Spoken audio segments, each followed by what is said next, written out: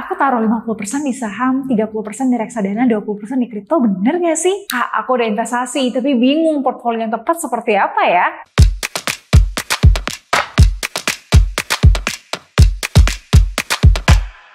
Kalau kamu sering nanya gitu, semoga semuanya terjawab di video ini. Kita akan bahas cara bangun portfolio investasi dari nol. Mungkin di video sebelumnya aku udah pernah jelasin tentang style diversifikasi versus konsentrasi aset. Dimana diversifikasi itu jangan asal beli semua aset biar punya semua, apalagi kalau tanpa analisa. Sedangkan konsentrasi itu lebih cocok untuk kita yang udah financially secure dan punya high conviction. Tapi kalau untuk pemula, sangat nggak disarankan. Jadi, untuk ngebangun portofolio investasi dari nol, berarti buat yang super pemula kan? Dan selama ini, mungkin uangnya cuma di tabungan aja. Nah, step yang pertama untuk membangun portofolio investasi adalah mengenal diri sendiri. Karena alokasi tiap orang pasti beda-beda dan harus disesuaikan dengan karakter dan goals tujuannya kita. Pertama, dari profil resiko dulu ya.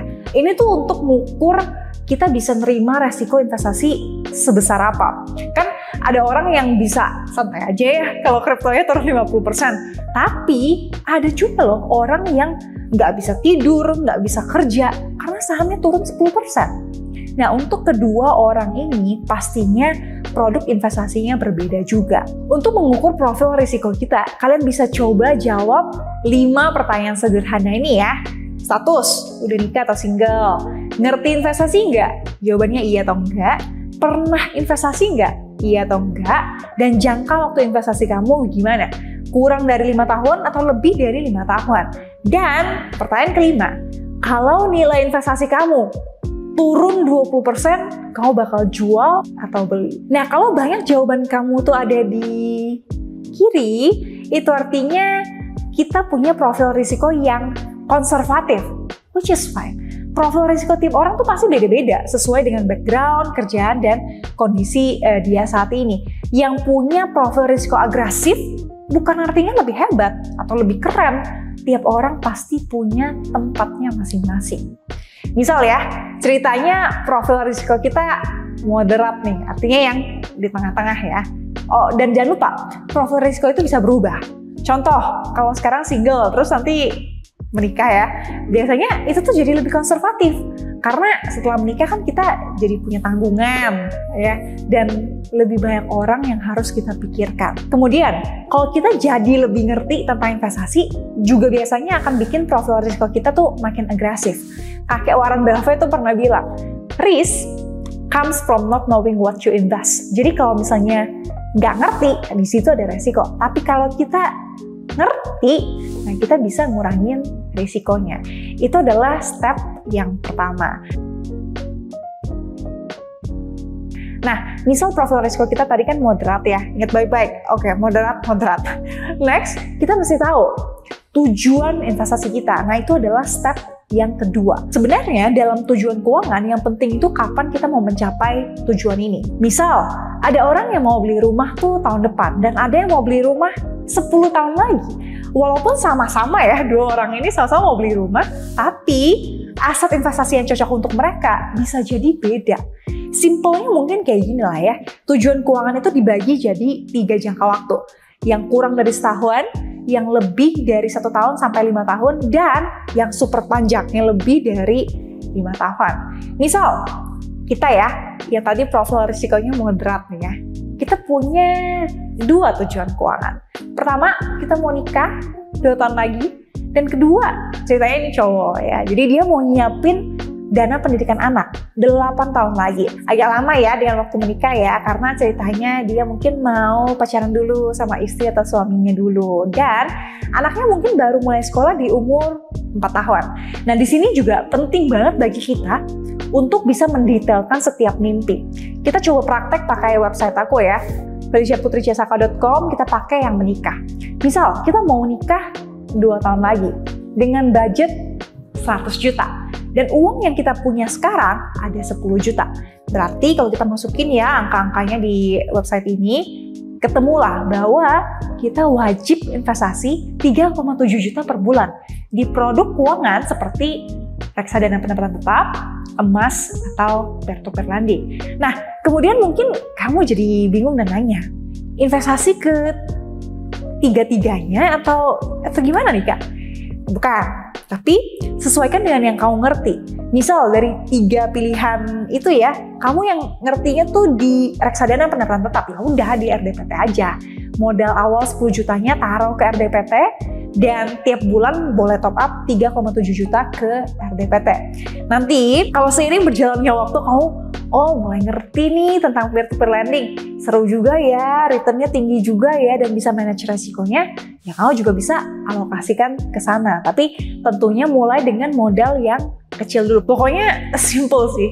Intinya semakin kita ngerti, ya alokasi investasinya boleh semakin banyak. Nah, itu tadi tujuan yang pertama. Kemudian, nih orang kan masih punya tujuan kedua ya, yaitu mau nyiapin dana pendidikan anaknya untuk masuk TK kali ya.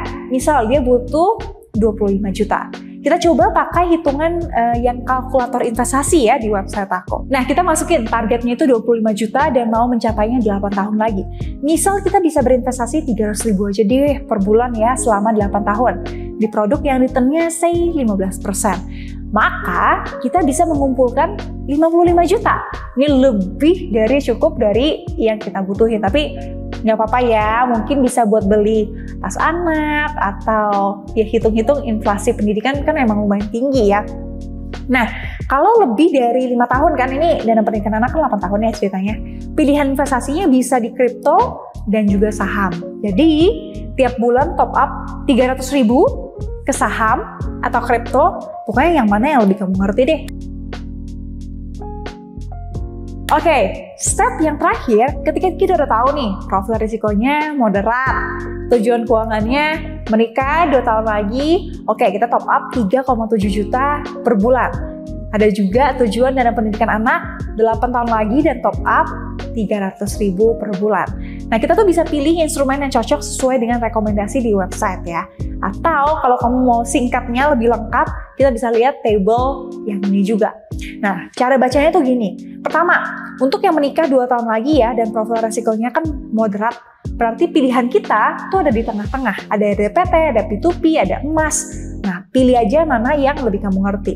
Kedua, untuk dana pendidikan anak 8 tahun lagi dan profil resiko kita again masih moderat ya, berarti pilihannya ada yang di tengah bawah. Nah, itu ada reksadana indeks, saham blue chip, dan peer-to-peer lending. Jadi, kalau kita mau bikin alokasinya ya, kira-kira tuh begini. Pertama, jangan lupa dana darurat dulu ya. Misal orang ini kan masih single ya, baru mau nikah nih. 6 kali pengeluaran pokok bulanan. Misal pengeluaran pokoknya 3 juta ya, kalikan 6 sama dengan 18 juta. Di tabungan 9 juta dan di RDPU 9 juta. Kemudian di RDPT taruh 10 juta modal awal untuk nikah ya, dan top up 3,7 juta per bulan. Kemudian di saham blue chip 300 ribu per bulan. Nah, kira-kira kalau dipersentasein begini.